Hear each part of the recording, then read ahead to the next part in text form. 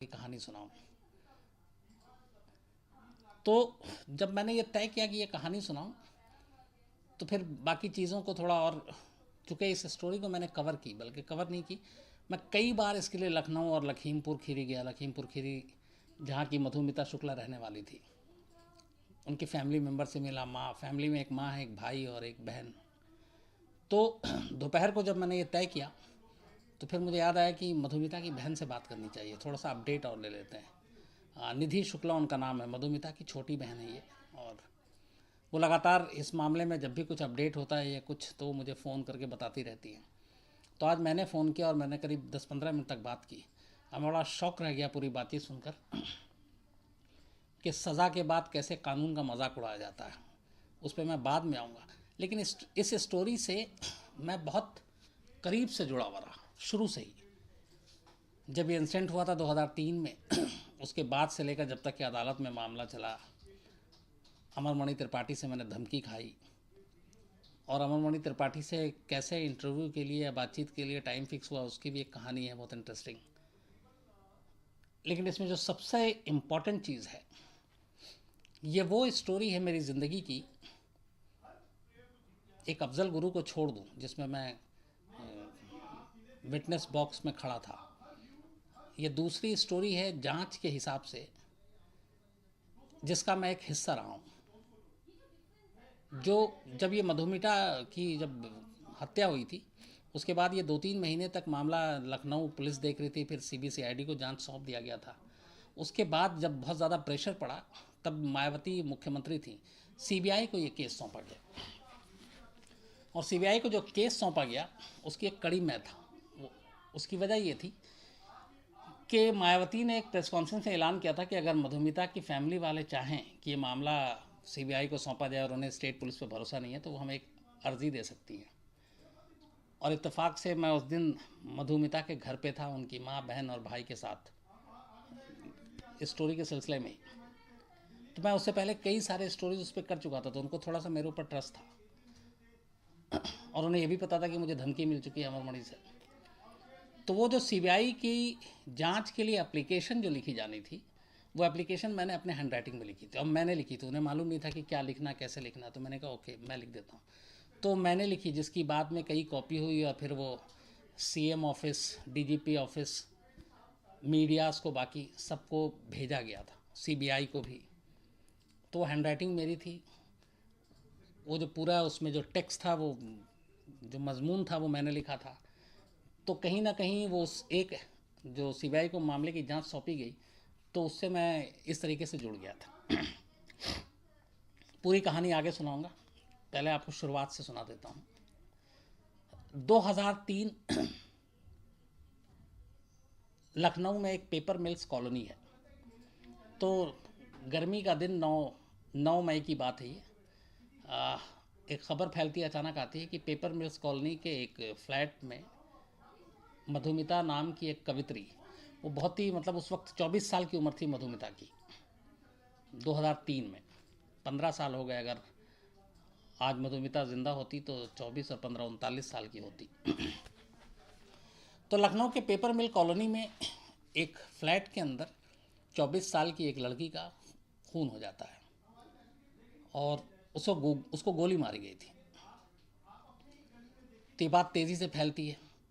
अच्छा, मधुमिता तब तक बहुत सारे अलग अलग जगहों पे हिंदुस्तान में वो कवि सम्मेलन में बहुत हिस्सा लिया करती थी, और वो देशभक्ति के और उस तरीके के कवि जो कविताएं हैं वो ज़्यादा सुनाती थी, और एक दबंग टाइप की एक पहचान बन गई थी, वीर रस और वो सारी चीज़ें। सॉरी अगर आवाज़ नहीं आ रही है तो। इन तरह की कविताएं हुआ करती थी मधुमिता की। 24 साल की, देखने में भी खूबसूरत, तेज़ तर्रार। तो जब पेपर मिल्स कॉलोनी में एक लड़की की मौत की खबर आती है कि उसकी हत्या कर दी गई और वो भी गोली मारी गई है, तो ये सारी चीज़ें मीडिया में फ़ौरन आती हैं। तब तक ये था कि मधुमिता कौन थी जानते थे, और लखनऊ के जो लोकल मीडिया के लोग थे उन्हें अच्छी तरीके से पता था कि मधुमिता कौन है।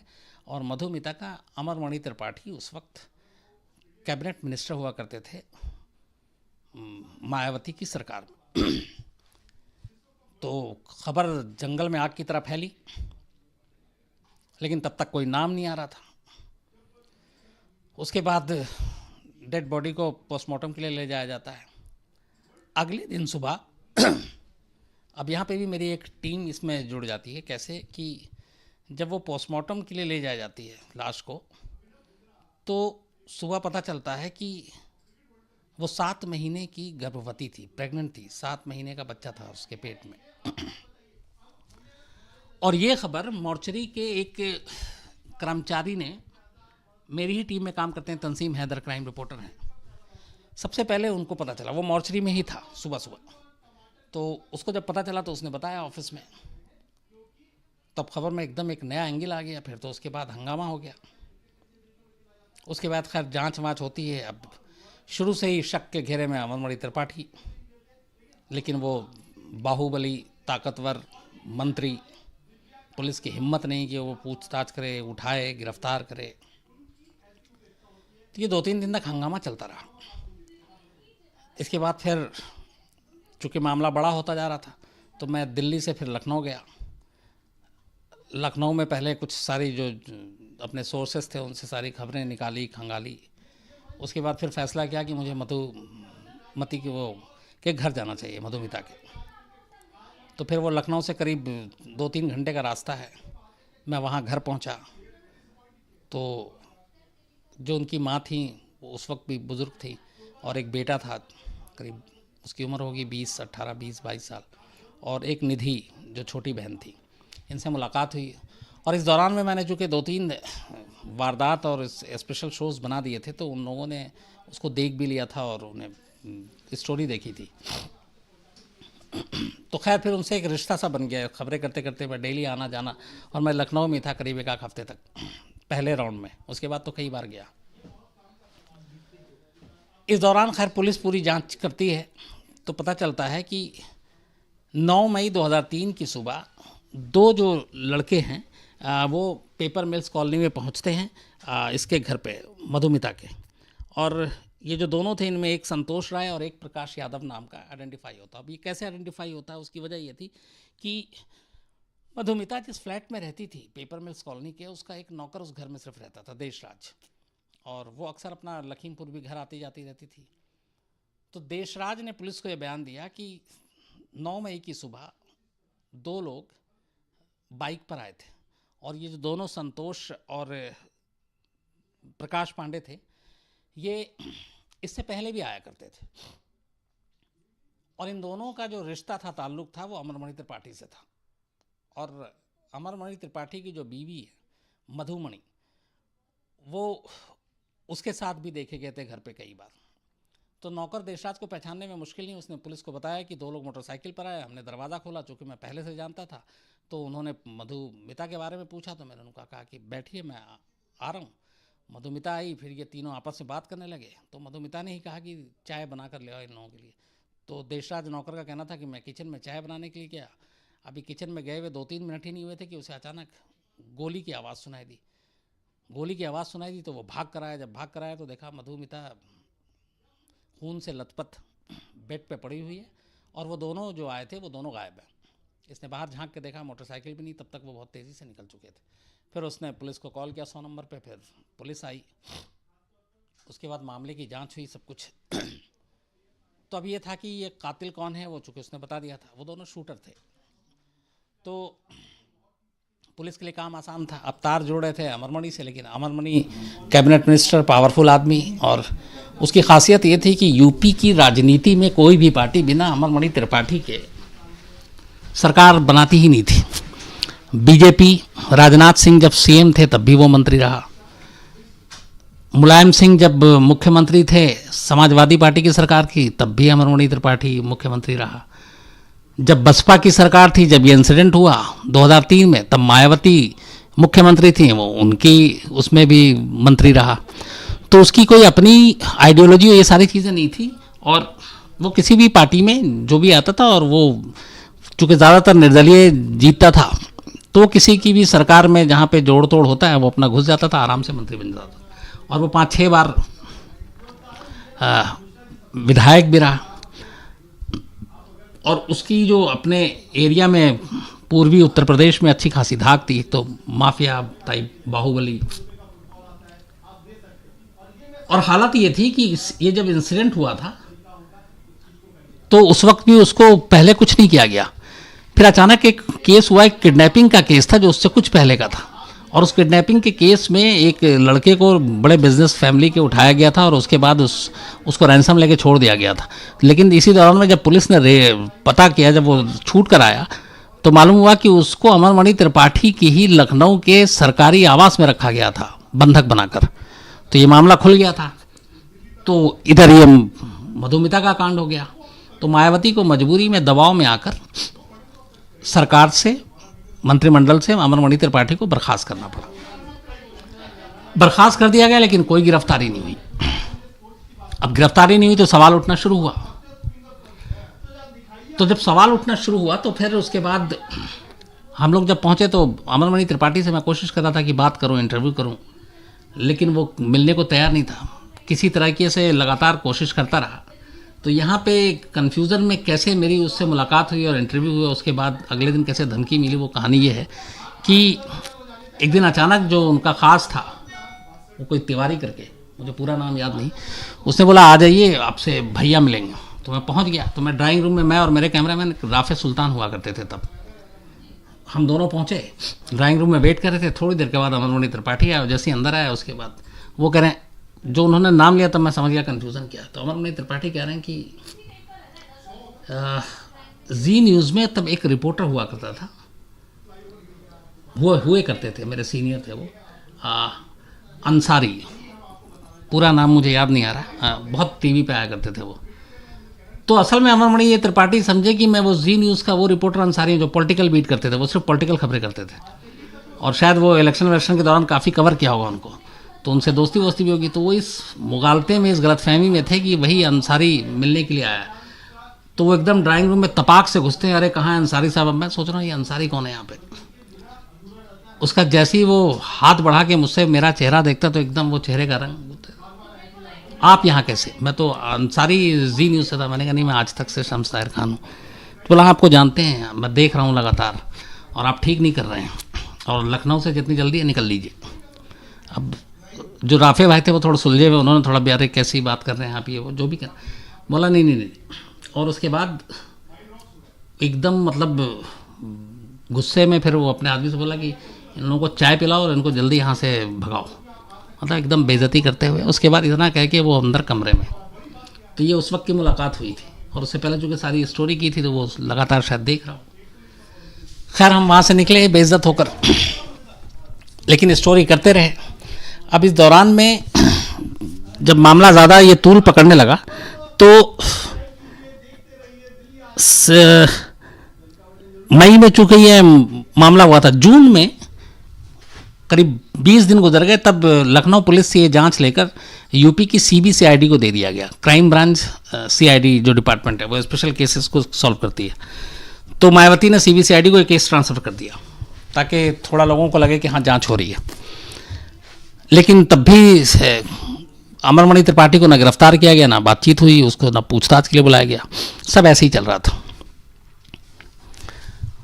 और गुस्सा हो रहा था, लोग गुस्से में थे कि बताया जा रहा है पावरफुल है। इसी दौरान में ये आपको करीब अगस्त के महीने में CBCID अपना काम करती रहती है। मजबूरी में फिर जब मायावती एक प्रेस कॉन्फ्रेंस करती है, कहती है कि हम सारी जांच कर रहे हैं, सब कुछ ठीक है, लेकिन अगर मधुमिता की फैमिली ये को हम पे भरोसा नहीं है, वो चाहती है CBCID वो CBI से जांच कराएं, तो मैं उसके लिए तैयार हूं अगर वो हमें अर्जी दे दें। तो इत्तेफाक की बात है कि मैं वहाँ जिस दिन ये प्रेस कॉन्फ्रेंस थी उसी दिन शाम को मैं लखीमपुर पहुँचा और मैं बाकी बात कर रहा था। तो मैंने ये चीज़ कही कि ऐसे ऐसे मायावती ने कहा है। तो उन्होंने मुझसे पूछा था कि आपको क्या लगता है CBI से जाँच होनी चाहिए।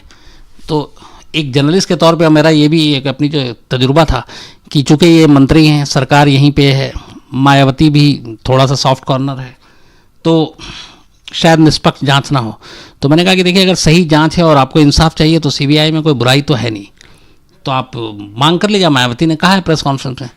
तो उन्होंने कहा कि अच्छा, फिर मधुमिता की माँ जो बहन निधि और उनका भाई, इन तीनों ने आपस में एक हमें छोड़कर दूसरे कमरे में आपस में कुछ बात की। फिर थोड़ी देर के बाद आती हैं, कहती हैं कि ठीक है, हम सीबीआई जांच के लिए तैयार हैं, हमें इसके लिए क्या करना पड़ेगा? तो मैंने कहा एक एप्लीकेशन लिखना पड़ेगा। तो उन्होंने कहा हमें तो कुछ पता नहीं है। तो मैंने कहा कि चलिए मैं लिख देता हूँ। तो फिर जिस तरीके का एप्लीकेशन होता है वो मैंने उन्होंने पेपर दिया, मैंने उसमें हिंदी में एप्लीकेशन लिखा और उनको फिर पढ़ के सुनाया, बल्कि उनको पेपर भी दे दिया। फिर जो मधुमिता की बहन और भाई दोनों ने पढ़ा, फिर उन्होंने कहा हाँ ठीक है। फिर मधुमिता की माँ ने उस पर दस्तखत किए। फिर उनका भाई जो है वो वहीं वो पेपर लेकर गया और उसने उसकी 10-12 कॉपी कराई।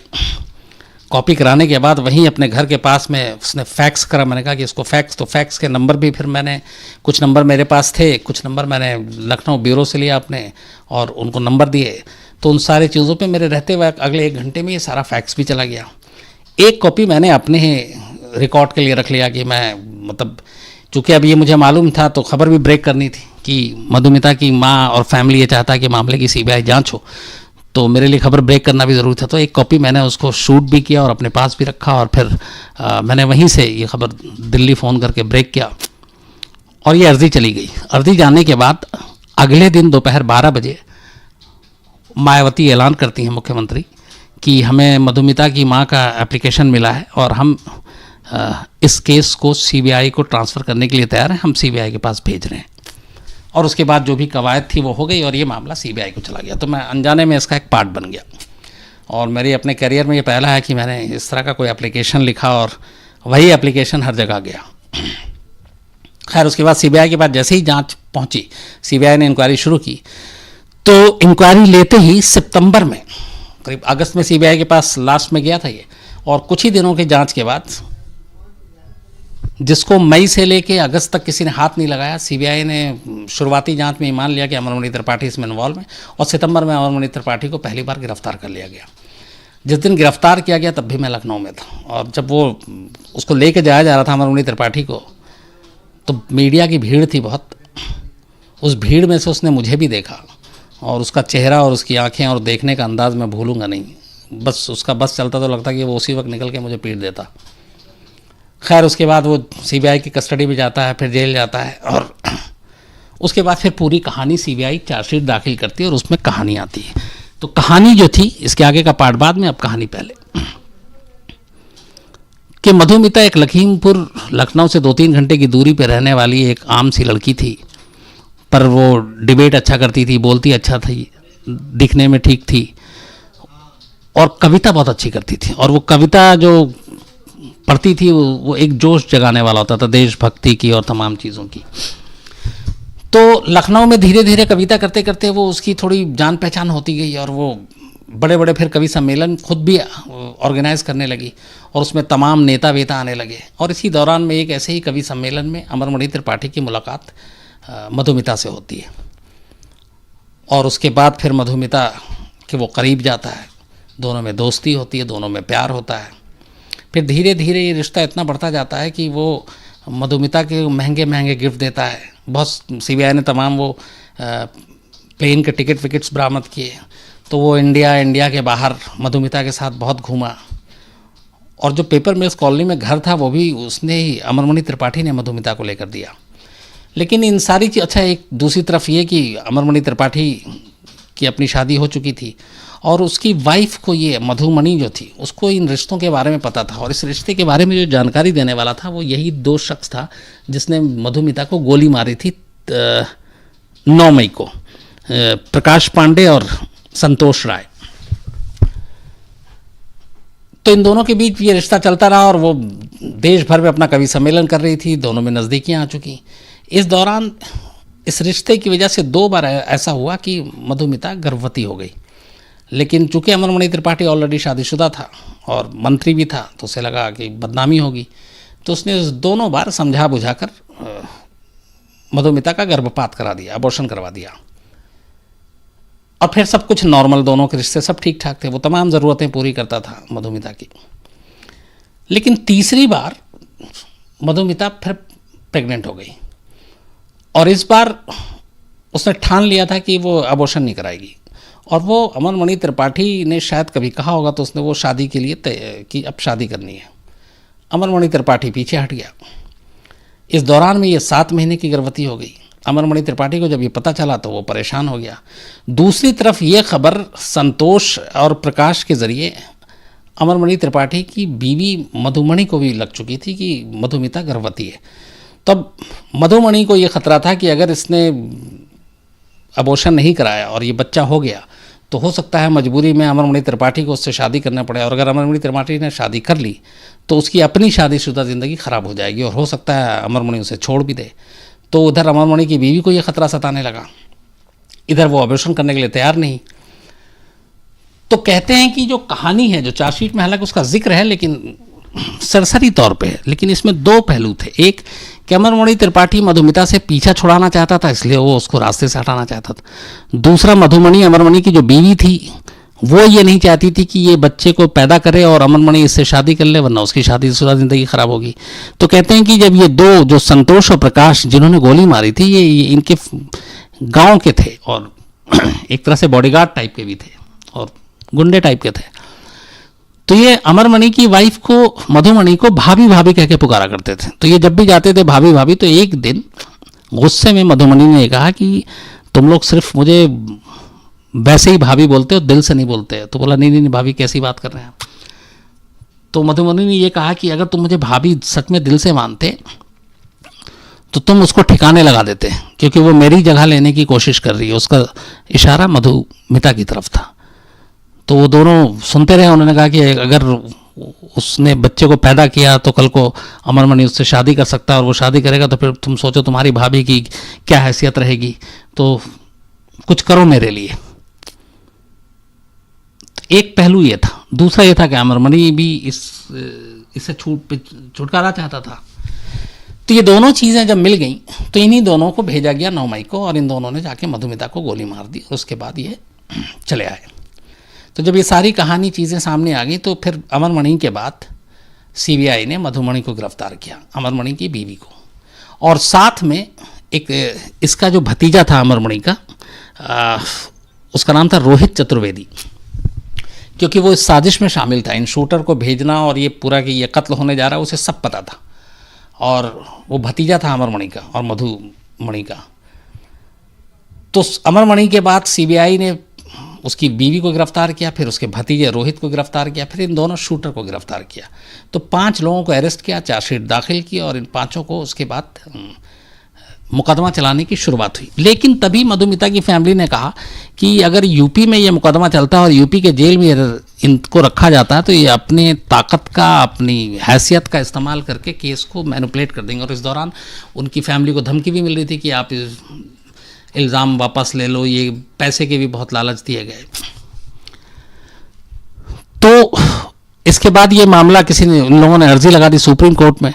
तब सुप्रीम कोर्ट ने मार्च 2007 में ये ऑर्डर दिया कि इस केस का ट्रायल यूपी में नहीं होगा, बल्कि ये देहरादून के स्पेशल कोर्ट में होगा, ताकि निष्पक्ष सुनवाई हो सके। तो सुप्रीम कोर्ट के आदेश पर मार्च 2007 में ये केस देहरादून में ट्रांसफ़र कर दिया गया। और उसके साथ साथ इन तमाम आरोपियों को, अमरमणि, उसकी बीवी मधुमणि, भतीजा रोहित चतुर्वेदी, प्रकाश और जो संतोष शूटर दोनों, इन 5 को यूपी से उठाकर देहरादून जेल भेज दिया गया। और वहाँ फास्ट ट्रैक कोर्ट में इसकी सुनवाई शुरू हुई। फास्ट ट्रैक कोर्ट ने बहुत जल्दी अपना फैसला सुनाया और 2007 में ही 24 अक्टूबर को वहाँ की निचली अदालत ने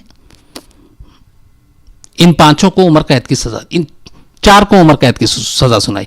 इसमें जो एक शूटर था प्रकाश पांडे, उसको कुछ सबूतों के अभाव में कोर्ट ने छोड़ दिया। तो अमरमणि को, उसकी बीवी को, उसको भतीजे को और संतोष को, इनको उम्र कैद की सज़ा और एक को सबूतों के अभाव में छोड़ दिया गया। इसके बाद ये मामला हाई कोर्ट पहुंचा, नैनीताल हाई कोर्ट उत्तराखंड के। हाई कोर्ट ने ये माना कि नहीं, प्रकाश के खिलाफ भी सबूत है।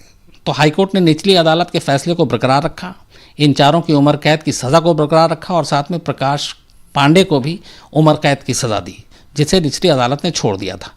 तो इन 5 को उम्र कैद की सज़ा हो गई और ये 5 के 5 उत्तराखंड की कायदे से हरिद्वार जेल में रखे गए।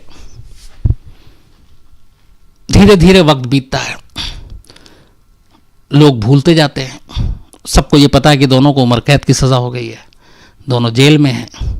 लेकिन यहाँ पे एक तीसरा खेल शुरू होता है, जो मैंने शुरू में आपसे कहा था कि सज़ा का मजाक कैसे उड़ाया जाता है।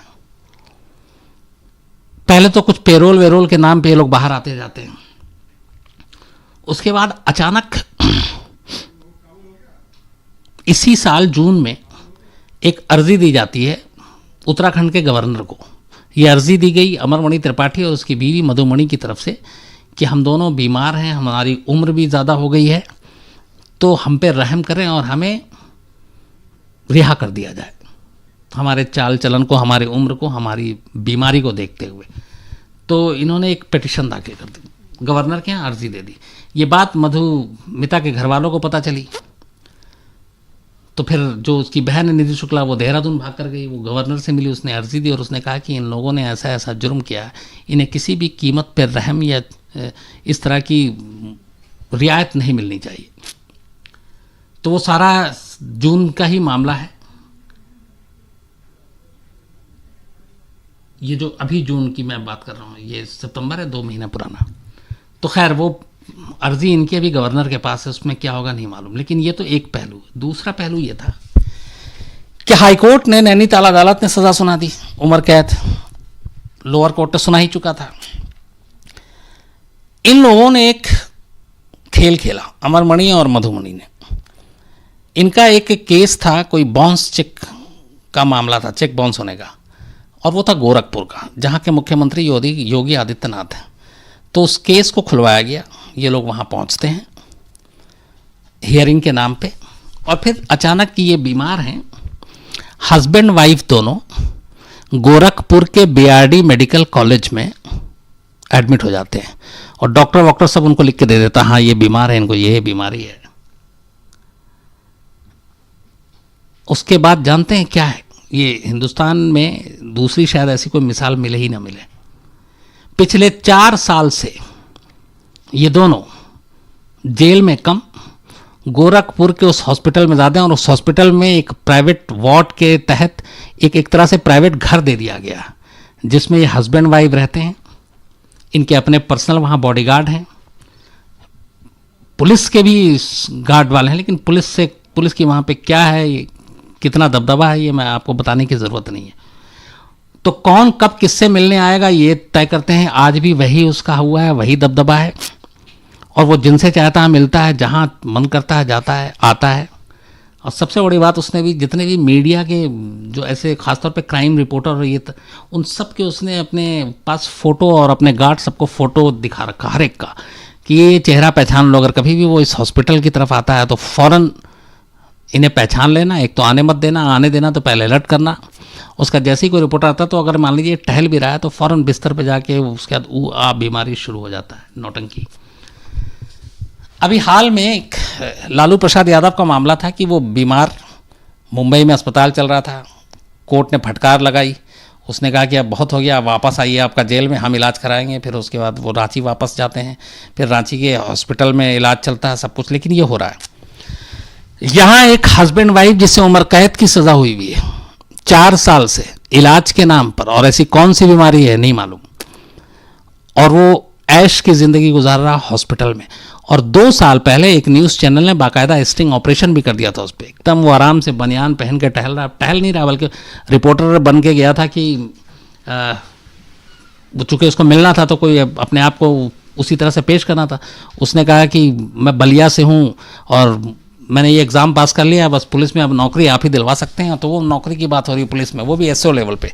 और अमरमणि कह रहा ठीक है तो एसओ बन जाओगे, पर बाद में भूलना मत। तो ये सारी डील कर रहा है, जबकि उम्र कैद की सज़ा है और 4 साल हो गए। आज जब मेरी निधि से, मधुमिता की बहन से बात हुई करीब 15 मिनट, तो जब उसने बताया तो मैं हिल गया और मैंने कहा कि ऐसा कैसे हो सकता है। उसने कहा हमने सारे आईजी और ये तमाम लोगों को अर्जी दे दी, लेकिन कुछ नहीं हुआ और किसी की हिम्मत नहीं है कि जाके कुछ कहे।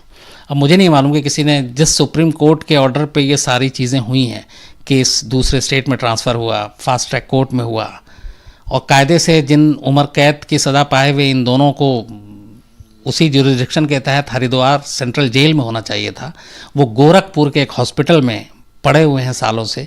ये कैसे है मुझे समझ में नहीं आ रहा। और ये मतलब वाकई ये इंसाफ का, कानून का, इससे बड़ा मजाक और कुछ नहीं हो सकता। लेकिन सच यही है, कड़वा सच यही है कि अमरमणि त्रिपाठी और उनकी बीवी जो है मधुमणि, वो आज भी वहाँ पे हैं और जेल में हैं, और जेल में होना चाहिए था, जेल में नहीं और ऐश कर रहे हैं। और तीसरा देखिए, हस्बैंड वाइफ दोनों उम्र कैद की सज़ा, दोनों पे कत्ल का इल्ज़ाम। अब इनका एक बेटा अमन मनी,